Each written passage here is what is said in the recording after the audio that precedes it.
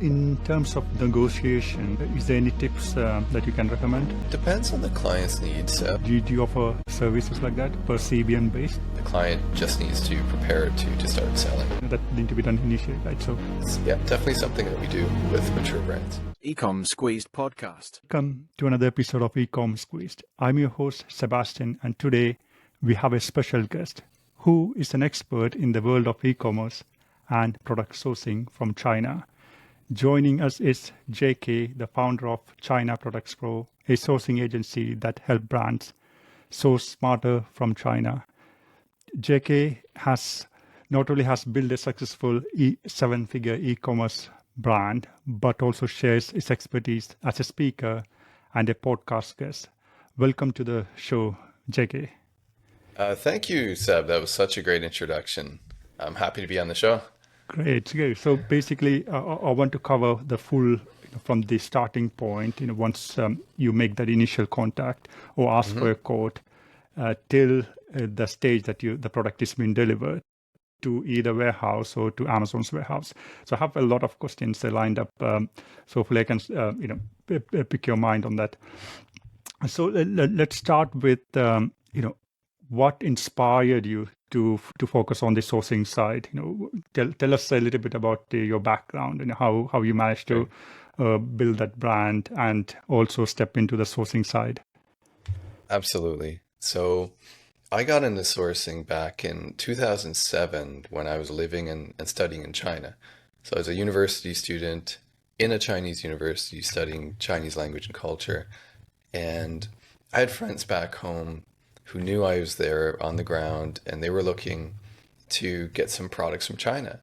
And they asked if I could help. And so I jumped on Alibaba and started communicating with suppliers. Back then, I didn't really know what I was doing. So I've come a long, long way.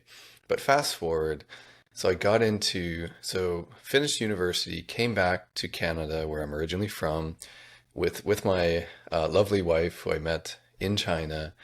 And I started in e-commerce in 2013, working for a friend who had a perfume business where he was drop shipping hundreds of SKUs of perfume across North America. And so fast forward, I got a taste for it.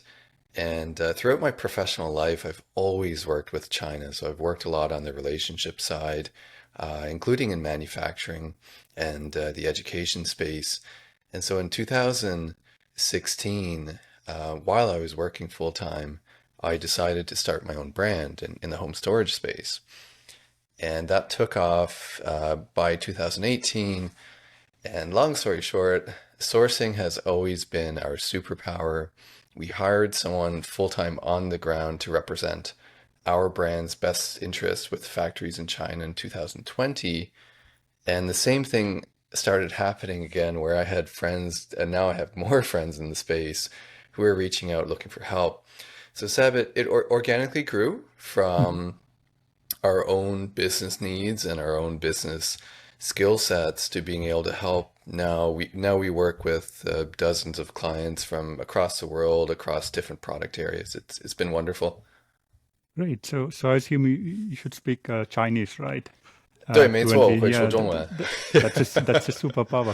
Then, it helps for sure. I used to have a business from 2009 till 2017. I exited that business. So okay. I used to visit China on a yearly basis. Mm-hmm. So, it's a nice place to be. You can see the culture, the food. I love the food. It's fantastic. Same. Wonderful food. People are very friendly. Exactly. I really enjoy visiting China when we go back now. Great. The first question I want to ask you, you mentioned a lot of time in your LinkedIn post about having a strong relationship with the supplier, right? Mm-hmm. So what will be the tips in order to build that strong relationship, from your experience? Yeah, absolutely. So I think overall, whether you're looking at finding a new supplier for a new product or a new brand, or you're working with your current supplier, it's about being able to step into their shoes and asking good questions. So ultimately, as brands, we want what's best for us. The factory, of course, wants what's best for them. And in order to get what's best for us as brands, you need to understand how the factories operate and what's important on their side. So a few things that come to mind is if you're negotiating with a factory, let's say on price, and they push back and they say, no, we can't do it, that's not the end of it. Then you come back to them with questions. Oh, why is that? Like, what challenges do you have around the pricing? And then they should start to open up, and it could be, you know what, the manual time that our laborers need to make this product is really high. So that's a big part of the cost. Or the material cost for this component has gone up 200% in the last 2 years. So that's part of the cost. Or it could be that the packaging is expensive, the way that you want to package the product. So Seb, it's really about asking these questions and then starting to understand where you can make some changes. So you could look at changing the packaging in that instance. Maybe there's a different material you can use for your product or for a certain component. So a big part of it is understanding the factory, but also making a point to communicate often with the factory. Factories are very busy. They usually have dozens, if not hundreds, some of them thousands of clients, depending on the size of the factory. And you need to not be the squeaky wheel necessarily, but you need to make them aware that you exist and pop in, ask questions, ask about your order. And as every time you put in a PO, prior to putting down that deposit that they're eagerly anticipating, it is a perfect time to revisit and renegotiate. And it gives you a good chance to assess what is important in your brand. It may be cash flow. So if you're tight on cash and you're planning to put in a much bigger order, then you can ask them for some help on cash flow. So you can work on your terms, your payment terms. If you're paying 30% down and 70% upon shipping, then you could look at moving maybe to 20/80. Or a different arrangement where you break up the final balance payment a little bit more. So it really depends on what you need in the brand, but overall communication. I find a lot of brands we talk to don't really talk with their factories nearly often enough. It's usually only if there's an issue or if they're putting in a PO, but that's not enough. I would say at the very least, considering how big of a business partner they are for brands, talk to them every 2 weeks if you can. Great. On this side of communication, I know a lot of like Google, Skype, and a lot of platforms are banned in China, right? Mm-hmm. I assume QQ is one of the famous one. I'm not sure how it scale up with WhatsApp. From your experience, which one will be the best in case of the communication, in instant communication? That's a great point, Seb. You're absolutely right. A lot of channels we use in the West are banned and difficult to access, even with VPNs. So QQ is still used, but I would say the biggest one that you'll have the best chance of getting quick and easy contact with your factories is WeChat. So WeChat, yeah. WeChat all day long. China runs on WeChat. People use it for everything in China. And so it is, I think as Westerners, we would prefer everything to be through email because you have a nice trail and we're accustomed to it. But business in China is largely on WeChat right now. Great. Yeah, I mean, I saw people used to pay using WeChat as well. I think there's a payment system as well behind it, right? Yeah, That's it's right. strange. They're well ahead. Yeah. Great. And the next question is, so if you're a new seller and if you want to start sourcing from China, we can either find it online or we can go directly to China, right? So if you want to find them online, what are the channels or websites? That's Alibaba is one of them. What else do you recommend if you want to do it online? Yeah, so Alibaba is probably the most famous one for sure. There is a domestic version of Alibaba called 1688, 1688, 1688.com, which is an interesting one because you can, in fact, a strategy the audience can try out is go on Alibaba, look for your product, reach out to the factory under a certain email address, get your quotes, and then go on 1688, find the same factory. 1688, by the way, is more for the domestic market. So go on there as well and then ask for a price, and you may get a lower price just because the positioning and the sales rep you're talking to may be pricing more for the domestic market. So same product, but potentially different price point. Oh, wow. That's a very, very nice tip. Yeah, So yeah, it's a fun one. Yeah. So you can compare the pricing. That's very nice tip. If you want to be in China, what will be the location? I know, some of the locations are specialized in certain categories. But in general, if you want to go to a place and see, or if there is we have, Canton Fair, but, offline from that side, is there any other place or any other location that you recommend to go and visit? Sure. Yeah, so it will be product specific.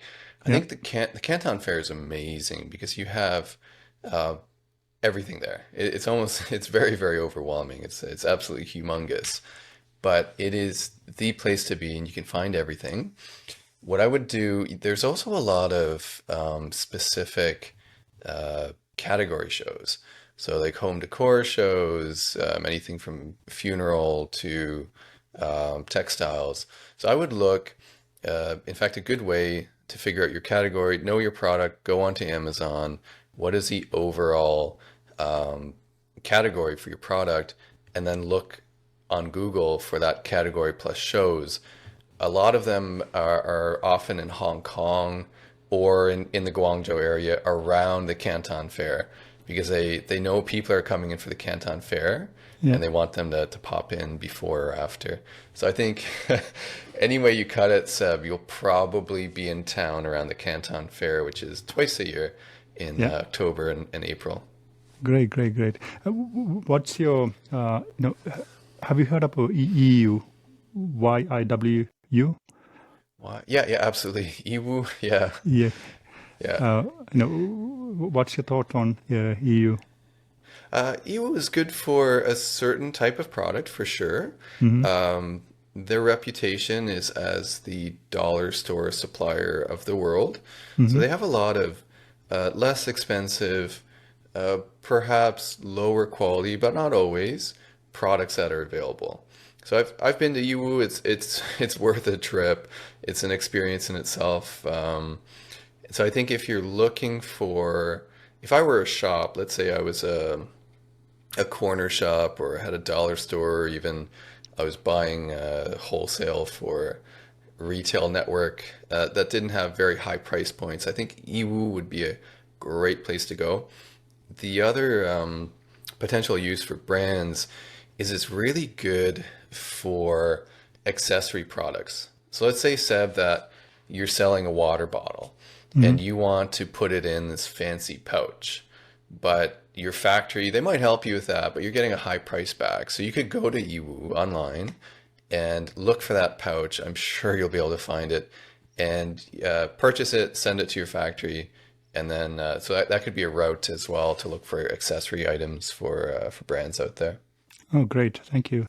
And the next one is, so let's assume that we found the supplier and we want to, put that initial deposit, but is there any red flags that we need to keep an eye on it, make sure that, they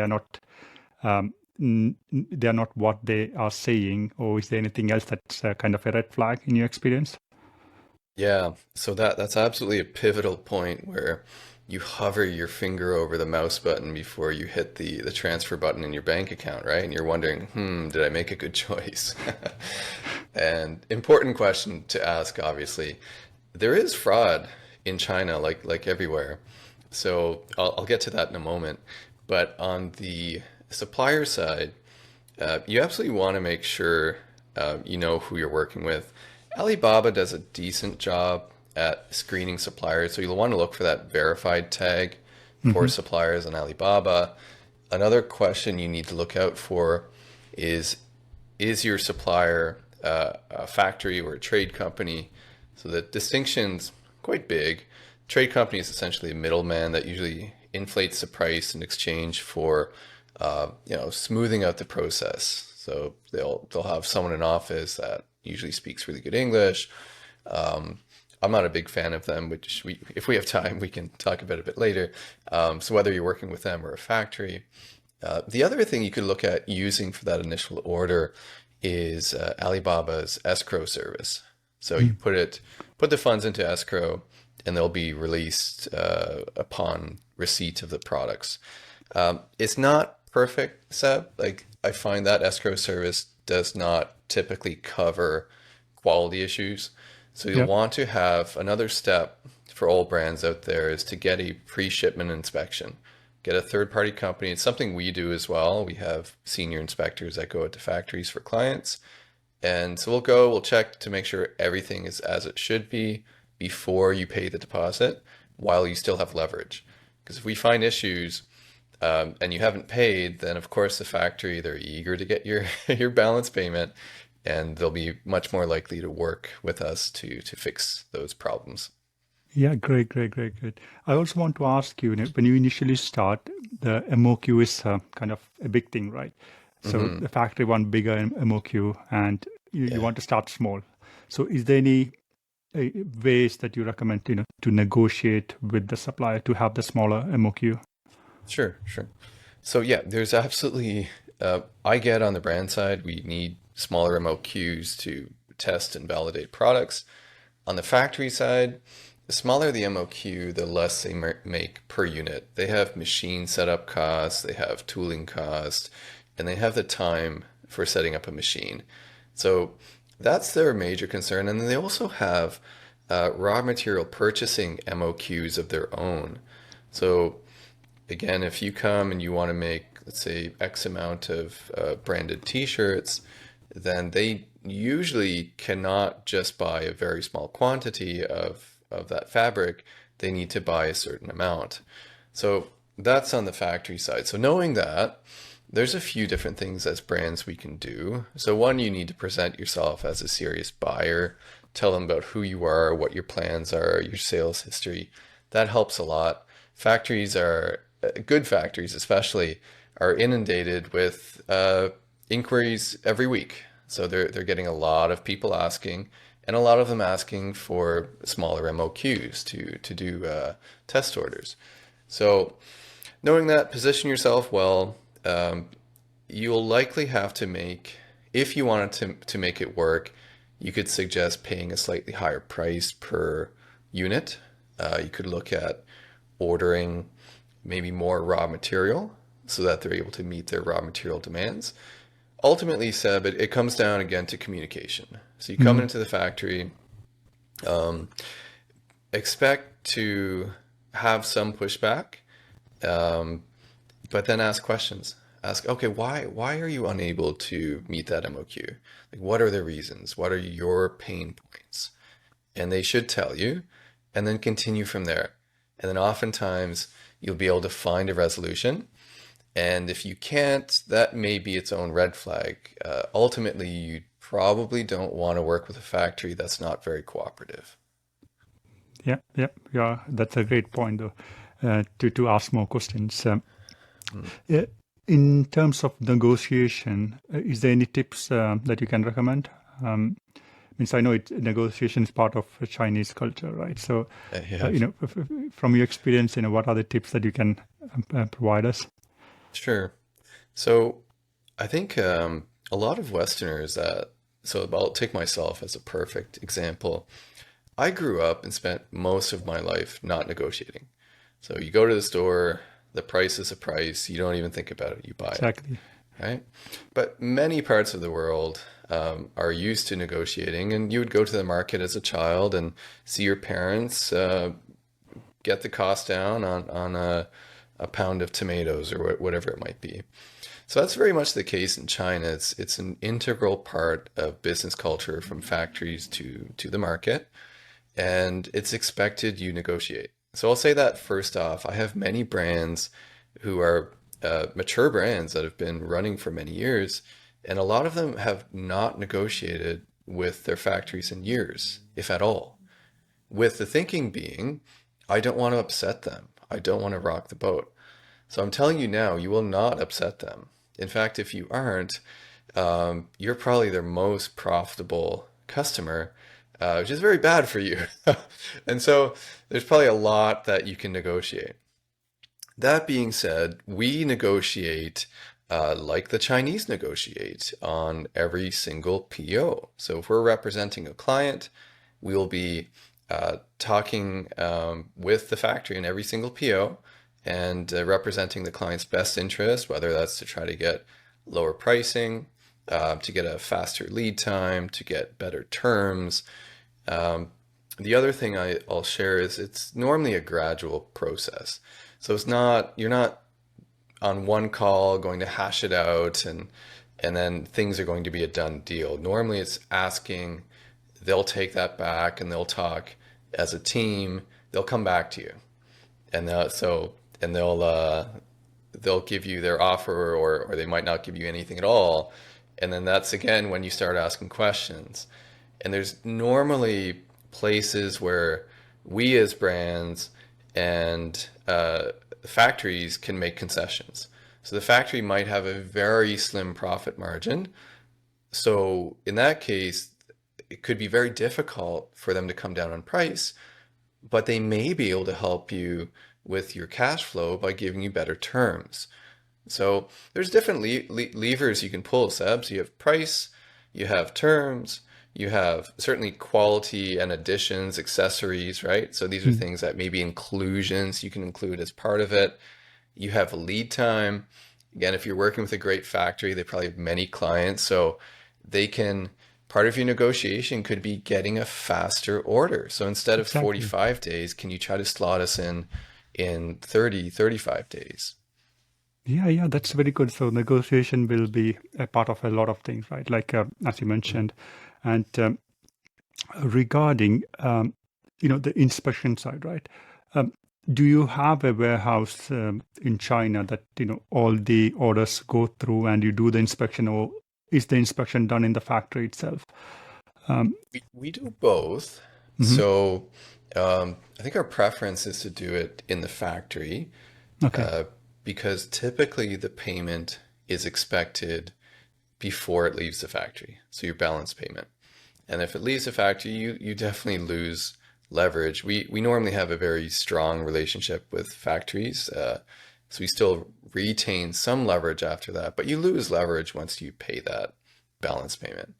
So our preference is in factory, but we also do have a warehouse in Guangzhou that we bring product into and inspect before it leaves for wherever it's going.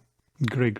So if I want to conduct an inspection, do you have different packages, like instead of just sampling one from each box, do you have different packages for inspections, or just one type of inspections that you offer?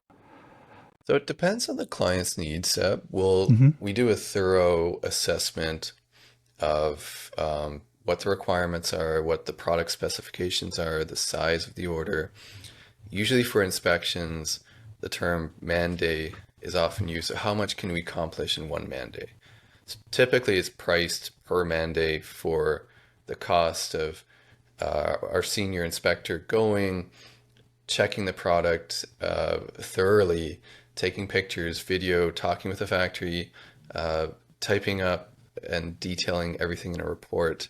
So we have a lot of clients will aim to get everything done in a single man day. Some we may have to stretch it out to two, depending on their requirements and how much needs to be done.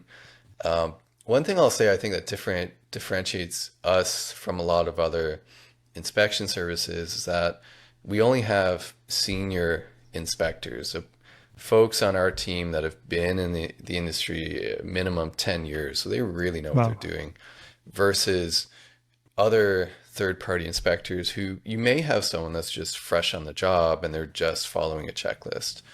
But absolutely get, like, whether whoever's listening, you get it done through us or through a different third-party inspection company, get an inspection done before you ship out your product.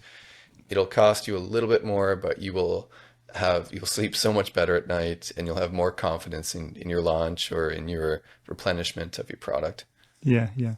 I've seen a lot of sellers. They will do initially the first shipment. They will do the inspection. From the next, shipment on, they will not do the inspection. For those sellers, what will be your advice? Well, to each their own.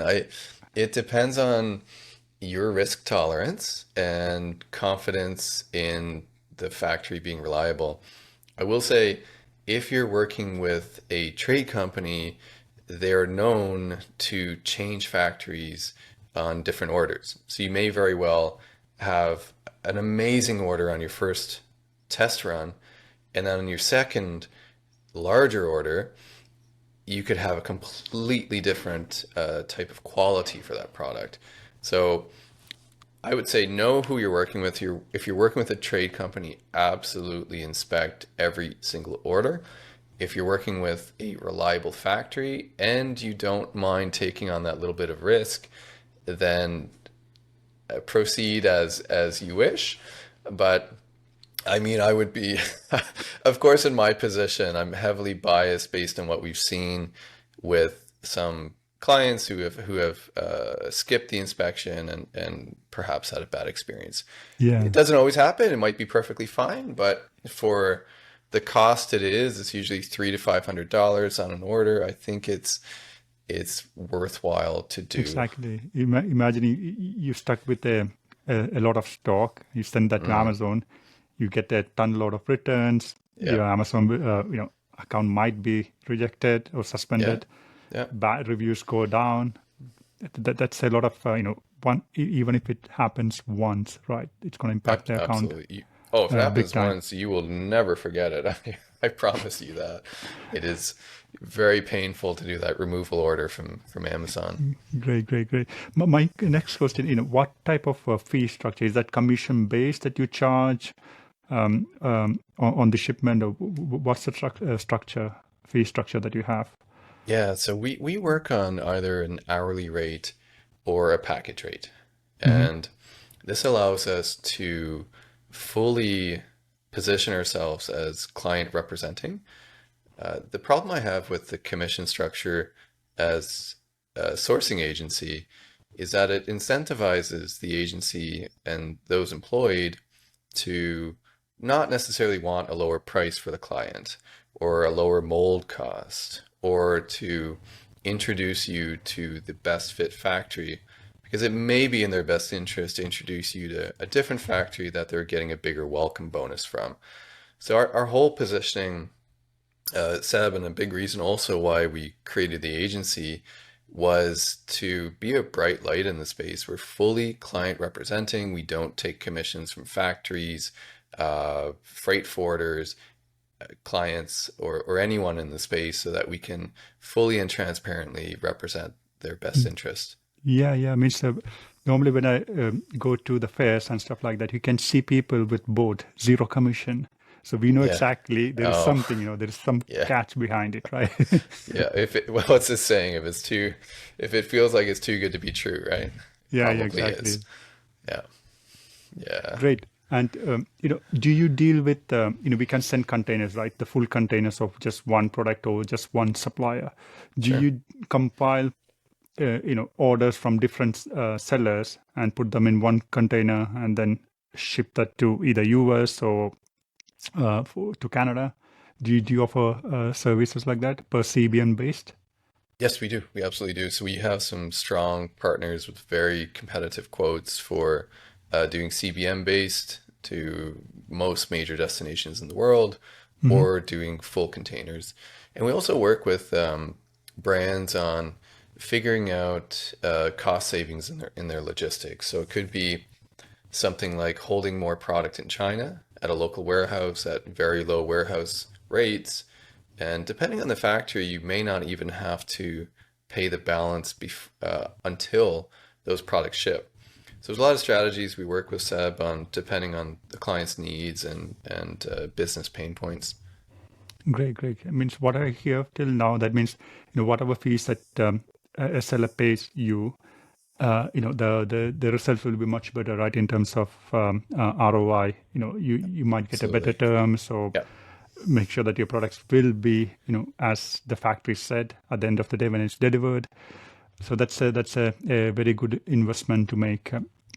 And the next one, do you cover, EU, like European Union, European countries, or did you? We do absolutely. So we have clients in the EU as well, and I think a lot of our clients are in the US and Canada, and we have some in the EU, some in Australia, New Zealand. Mhm. So yeah, we do, Okay. and also into the UK as well. Okay.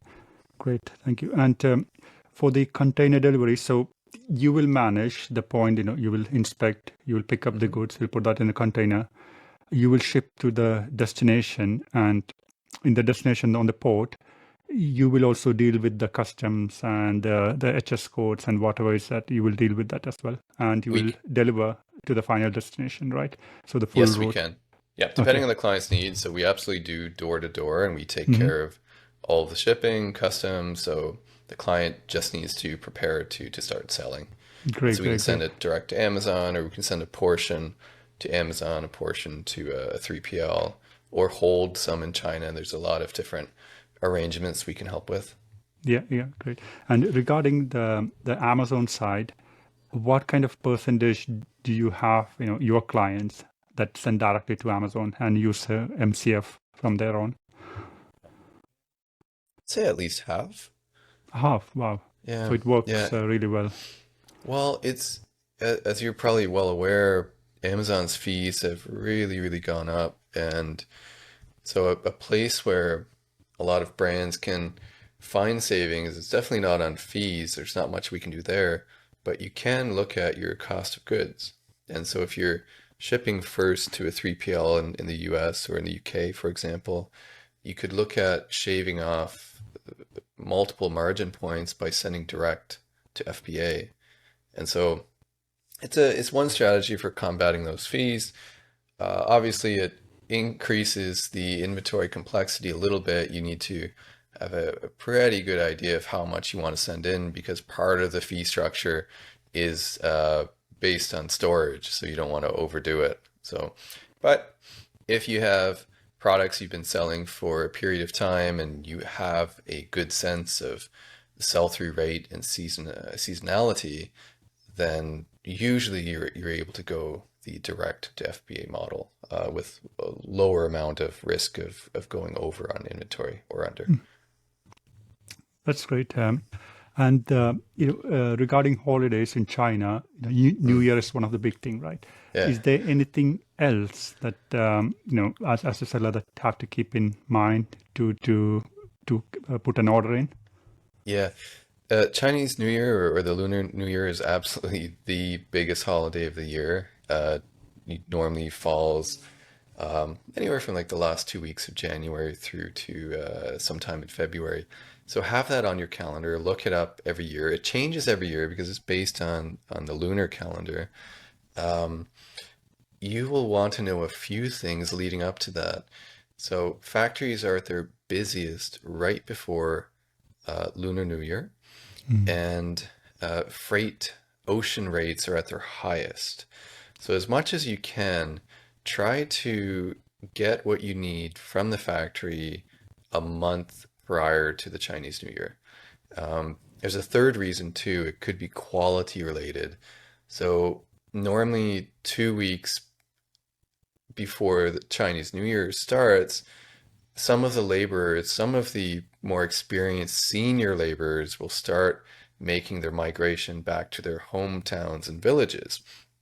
So if your product is being finished up in the last 2 weeks prior to the new year, you might not have the same quality you're used to, let's just say. Aside from that, Seb, you have a few other ones. We most recently had the Dragon Boat Festival, but there's Golden Week. But the other holidays are not anything nearly as long as Chinese New Year. They're either a few days up to a week. But it's worth something you can do is add it to your calendar. They have, if you're on Google, if you use Google Calendar, you can find just go to add calendar, find the Chinese holidays calendar, add it to your calendar. It'll overlap with the rest of your calendar, and you'll be able to have sight on when those are coming up, and you'll be able to best prepare. That's a good tip, Jackie. Thank you. So let's assume that we have the goods delivered in the destination and we start selling, right? So the next thing is that we might get some returns. So we have an option, like I saw that on your profile, the factory returns. So how do we negotiate that with the factory initially? That need to be done initially, right? So how do you, what kind of tips you have? Sure. So this is absolutely something, if you don't have it in place as a brand, you should look at getting it in place. And you can probably do it within a week of communication with your factory. And that is to do just that, set up a return policy.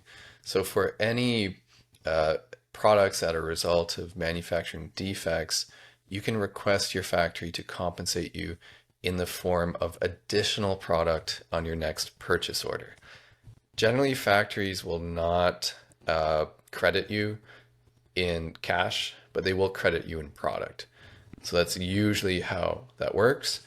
The way we, when working with our clients, suggest that they set it up is by changing your processes a little bit. So whoever's doing customer service, they should be asking for photos and video where possible of product defects, and then compiling a list. And you can do this by, depending what platform you're selling on, let's say Amazon, for example, you can run your returns report, or you can run the voice of the customer report and use that to compile a spreadsheet that you can share with your factory before each PO that will outline the returns, the reason. Sometimes you don't know the exact reason, but the approximate reason for the return, and then as much as possible, show them photos and video.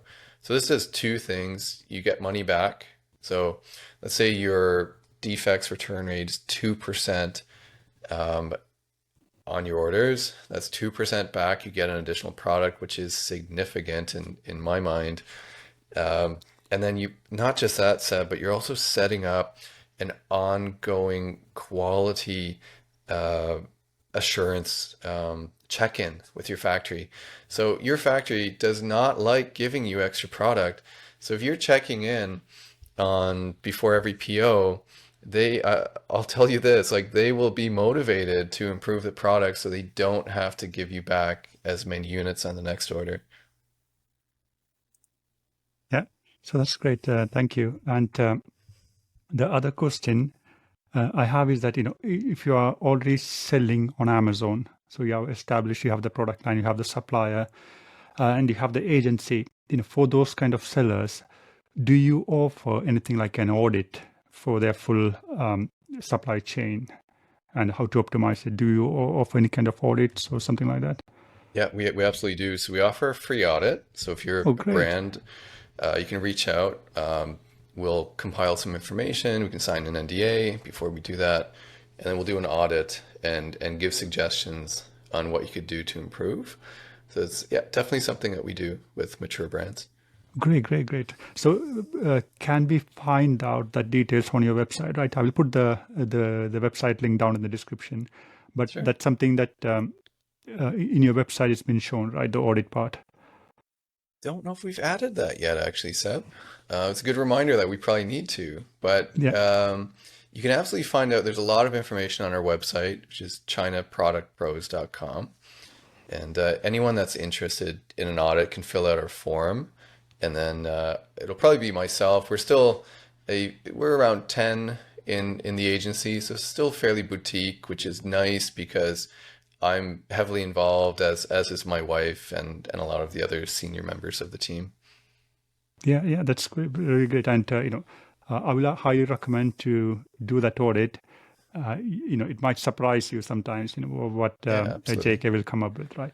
That's great. Means we are short on time. Anyways, I had a lot of questions, but we'll keep it for another time. So thanks a lot, JK, for all your valuable insights. Really appreciate that. My pleasure, Seb. Thanks again for having me on, and good luck sourcing to everyone out there listening. Great. I will put all the links and description in the down in the description. Thanks a lot, JK, for joining us today. Perfect. My pleasure. Thank you.